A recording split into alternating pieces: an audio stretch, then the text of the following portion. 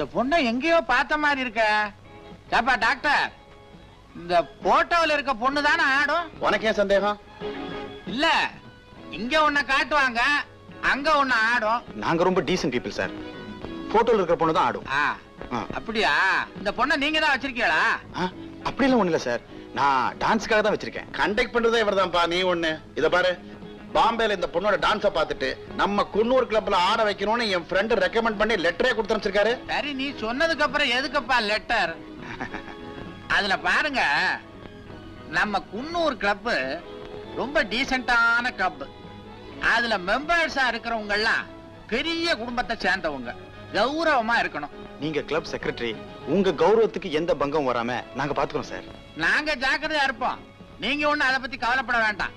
Doctor தான் சொல்லிட்டாரு, கண்டிப்பா போட்டுருவோம். ரொம்ப தேங்க்ஸ் சார், வரேங்க. சரி சார், வாங்க வாங்க. Hello sir.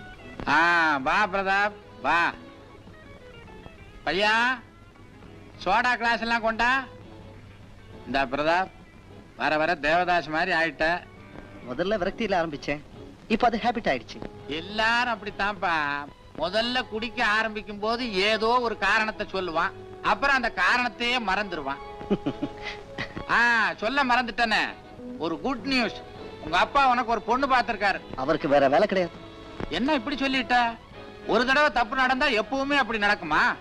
பொண்ணும் அவங்க அப்பாவும் இங்கதான்ப்பா தங்குறாங்க. உங்க அப்பா தான் ரூம் போட்டு கொடுத்திருக்கிறாரு. வந்தா பொண்ணையும் பார்க்கலாம், இந்த ரோசியோட ஆட்டத்தையும் பார்க்கலாம். I try to come.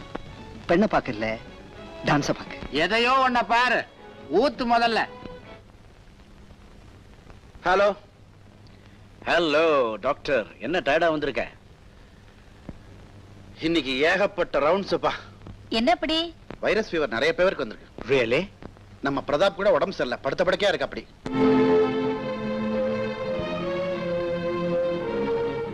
வேலைக்காரன் வேலையா கூட ஊர்ல இல்ல.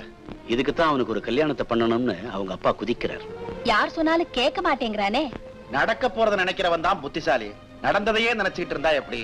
என்னமோ அந்த தம்பிக்கு இப்படி ஆயிடுச்சு. ராதா, நீ போய் பிரதாப்ப பாத்துட்டு வாமா.